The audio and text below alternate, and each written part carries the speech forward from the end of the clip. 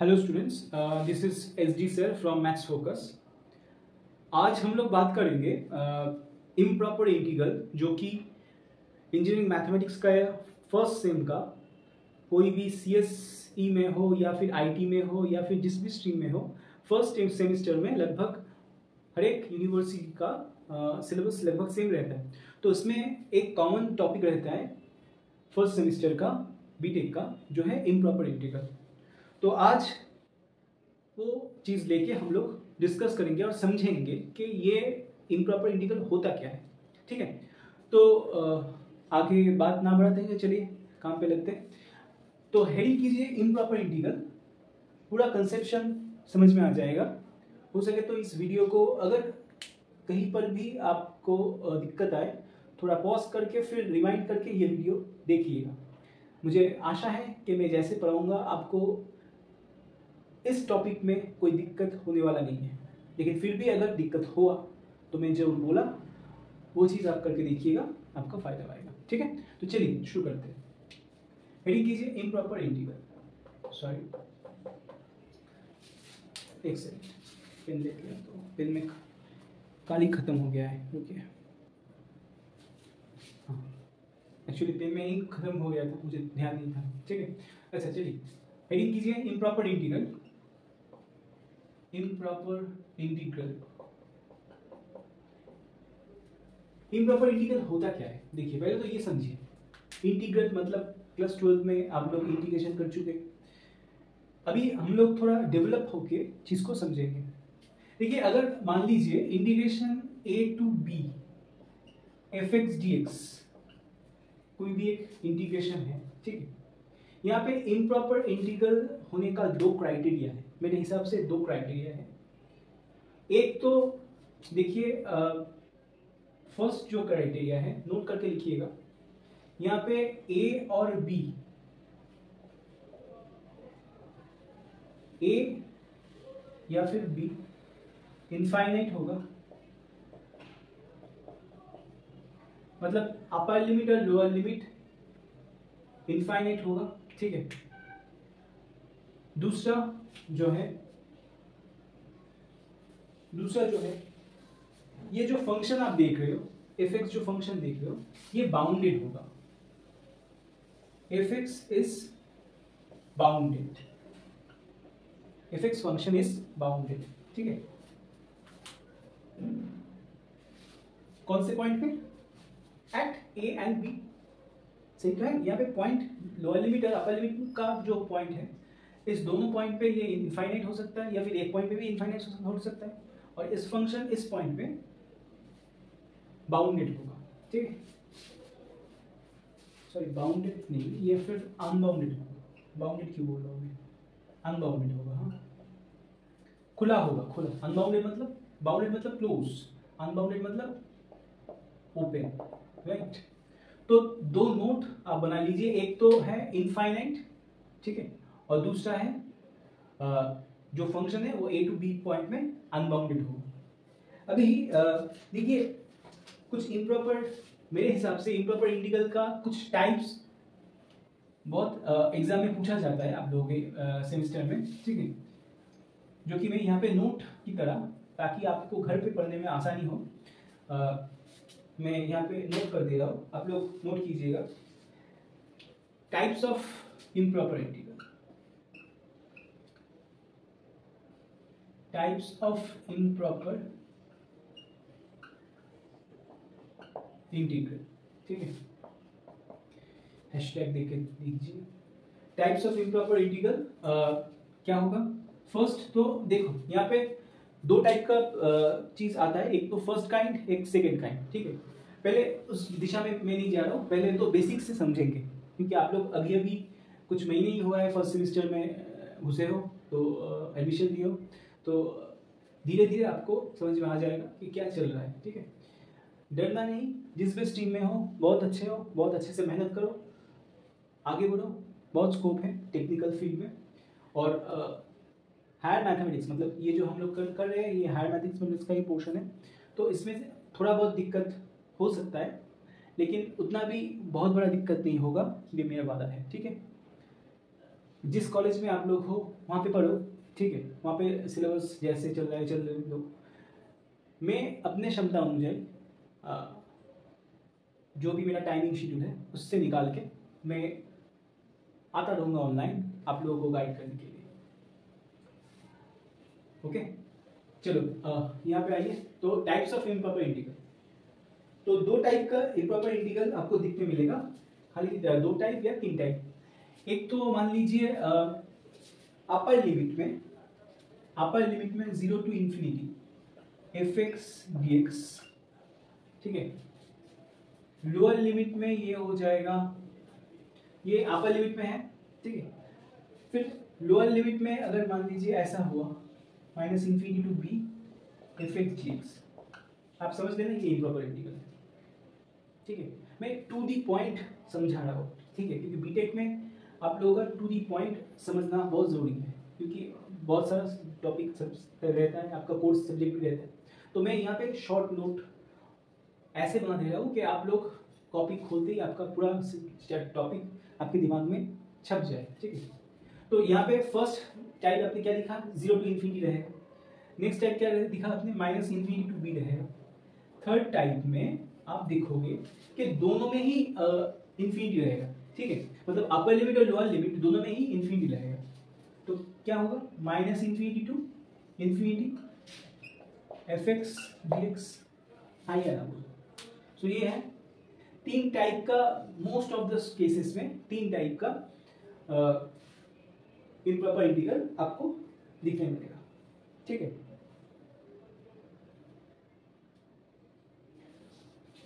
अब यहां पे देखिए इस चीज में, यहां पे इस टाइप को क्या बोलते हैं, काइंड 1 या फिर फर्स्ट काइंड इम्प्रॉपर इंटीग्रल।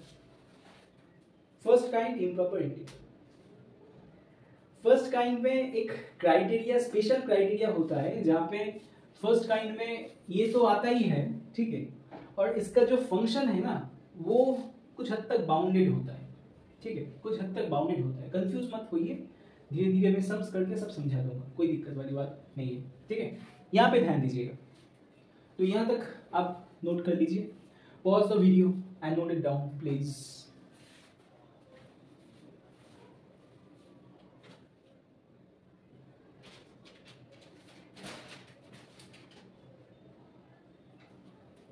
हो गया।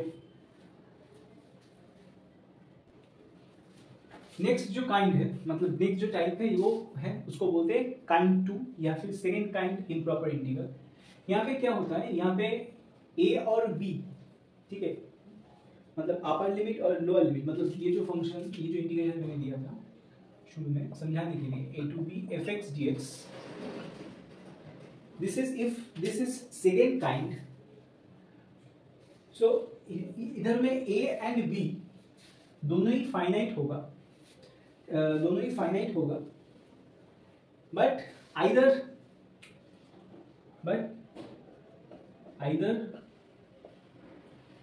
either limit x tends to a f of x plus minus infinity, or limit x tends to b fx plus minus infinity, ठीक है। तो मैंने जो बात बोला वो शायद ही कुछ स्टूडेंट्स को समझ में आया होगा, ठीक है, मैं सब समझा दूंगा मैथमेटिक्स के ऊपर। ये फंक्शन काइंड 2 रहेगा तभी जब ये फाइनाइट होगा, या फिर किसी एक पर्टिकुलरली पॉइंट पे ये उस फंक्शन आइदर उसका लिमिट, फंक्शन का लिमिट पॉजिटिव इन्फिनिटी या नेगेटिव इन्फिनिटी होगा, जैसे कि मैंने बोला है यहाँ पे limit x tends to f x tends to plus minus infinity, और limit x tends to b f x plus minus infinity, ठीक है। Note the video, sorry note pause the video and note it down. देखिए यहाँ पे improper integral किस काम में आता है। इम्प्रॉपर इंटीग्रल एक्चुअली कन्वर्जेंसी, किसी भी फंक्शन का कन्वर्जेंसी टेस्ट करने में आता है, ठीक है। कन्वर्जेंसी टेस्ट कैसे किया जाता है, क्या होता है? देखिए, एक इंटीग्रेशन है, मान लीजिए a to b fx dx, ठीक है। इसका कन्वर्जेंसी टेस्ट करेंगे आप लोग, कन्वर्जेंट होगा या फिर डाइवर्जेंट होगा, ये तभी होगा जब इंटीग्रेशन का वैल्यू, अगर इस इंटीग्रेशन का वैल्यू फाइनाइट रहेगा, और एक और बात, यूनिक भी होगा, तब इस इंटीग्रेशन को, या फिर ऐसे भी बोल सकते हैं ये कन्वर्जेंट है, ठीक है।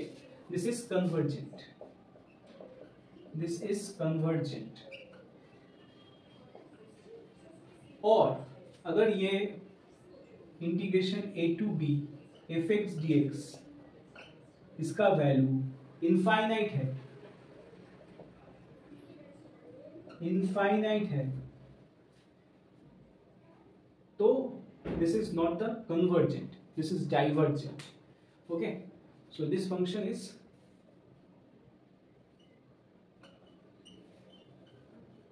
divergent. तो ये फंक्शन अगर मतलब ये इंटीग्रेशन अगर फाइनाइट हुआ और यूनिक हुआ तो ये कन्वर्जेंट इंटीग्रल, और ये अगर इनफाइनाइट हुआ तो ये डाइवर्जेंट इंटीग्रल। यहाँ तक समझ में आया? हाँ या ना बोलो, यहाँ तक समझ में आया ना?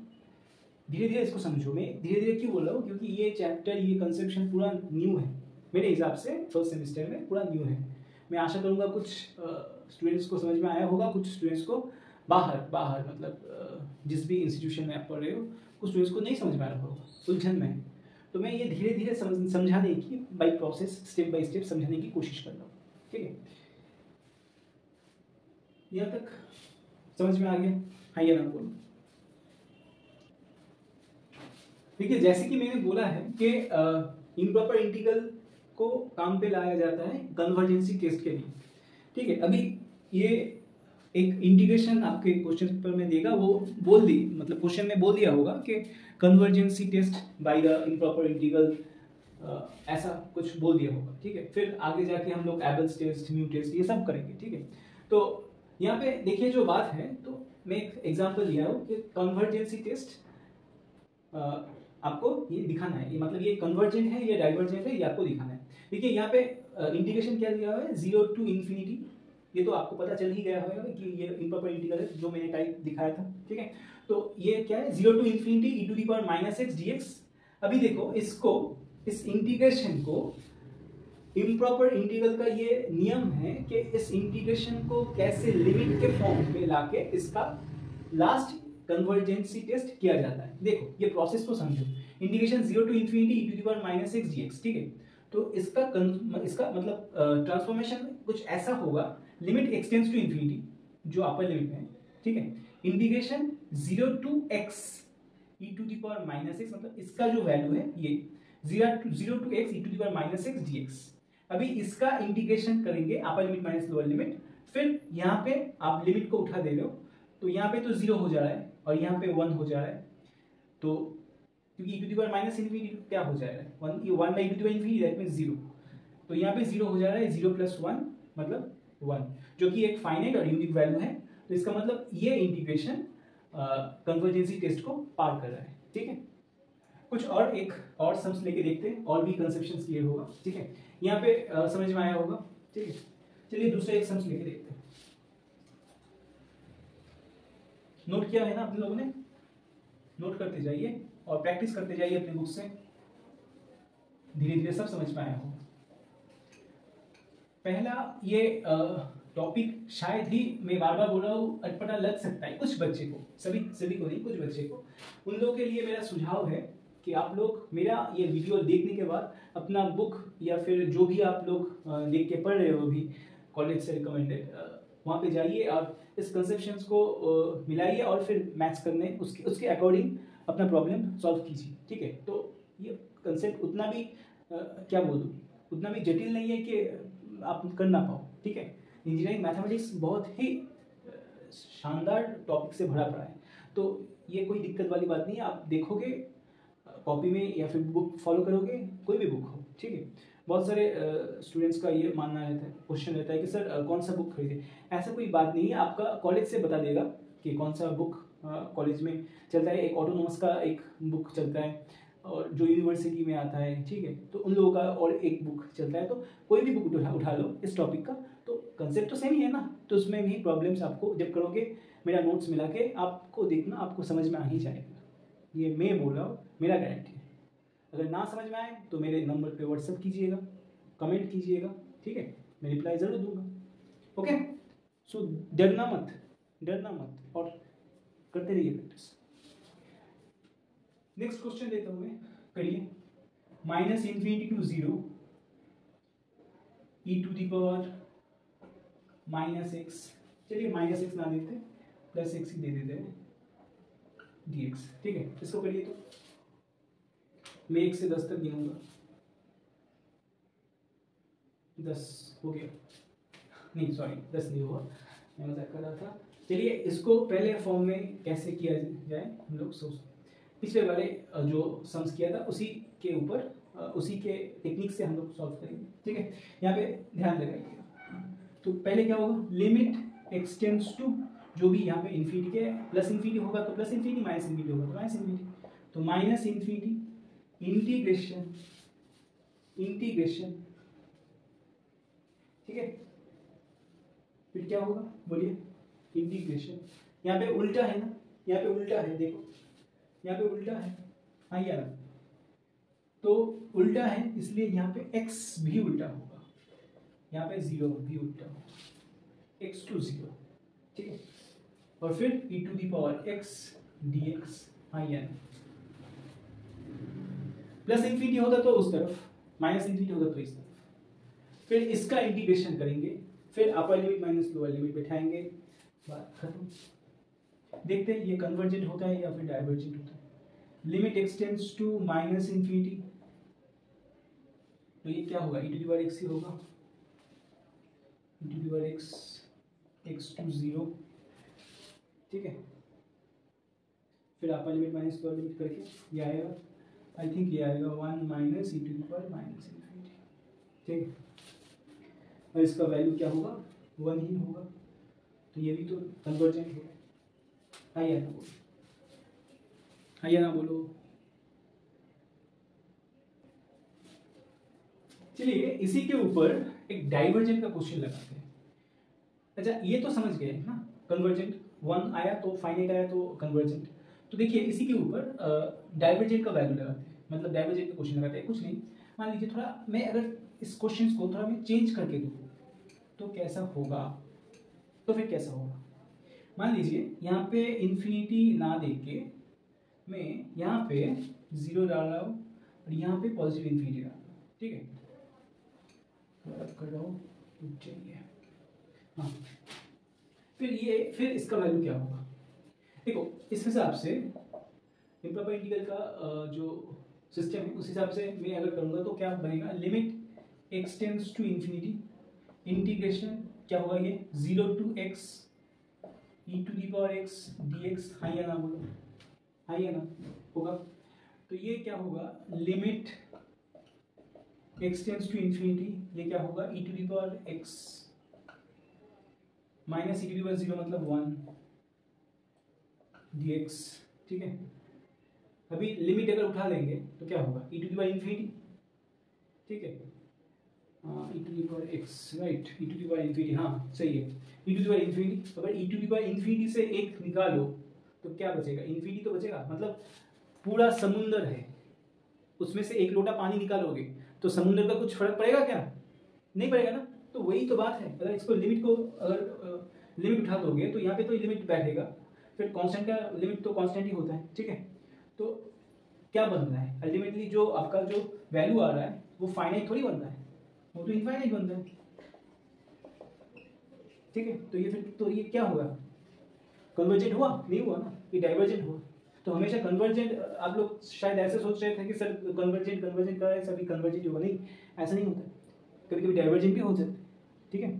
तो ये निर्भर करता है सम्स के ऊपर, और ठीक तरह से अगर करोगे तो कन्वर्जेंट अगर होना चाहिए तो होगा, डाइवर्जेंट होना चाहिए तो डाइवर्जेंट होगा। तो ऐसे हम लोग टेस्ट करते हैं, कन्वर्जेंसी टेस्ट या फिर divergency test by improper integral. आगे जाके हम लोग म्यू टेस्ट, एबल्स टेस्ट और भी बहुत कंपैरिजन टेस्ट, बहुत सारी चीज़ करेंगे जो कि आप लोगों का फर्स्ट सेमेस्टर में है, ठीक है। ये ऑल स्ट्रीम के लिए, ये मैं बार बार बोल रहा हूँ, ये ऑल स्ट्रीम के लिए, चाहे वो CSE का हो बंदा हो या बंदी हो, या फिर IT का हो, या फिर कोई भी और स्ट्रीम का हो, इसी का हो, ये टॉपिक मैथमेटिक्स पोर्शन का ये टॉपिक रहेगा ही रहेगा। तो आई होप मैंने आपको ये चीज़ धीरे धीरे समझाने की कोशिश किया है, और शायद आपका दिमाग में आहिस्ता आहिस्ता घुसेगा, एक बार में नहीं घुसेगा, ये मैं भी जानता हूँ। मेरे पढ़ाने के बाद आप लोग जिस भी बुक को फॉलो करते हो फॉलो कीजिए, और इस कंसेप्शन को लगाइए, आसानी से बैठ जाएगा। ठीक है, चलो जाने से पहले मैं एक जैसे मैं बोलता हूँ होमवर्क दे के जाता हूँ, करिएगा और मुझे बताइएगा, ठीक है। मुझे बताइएगा या फिर व्हाट्सअप कीजिएगा, जो भी है व्हाट्सअप कीजिएगा कि ये कन्वर्जेंट हुआ कि डाइवर्जेंट हुआ। एग्जाम्स में दे के जाता हूँ, रुक जाओ।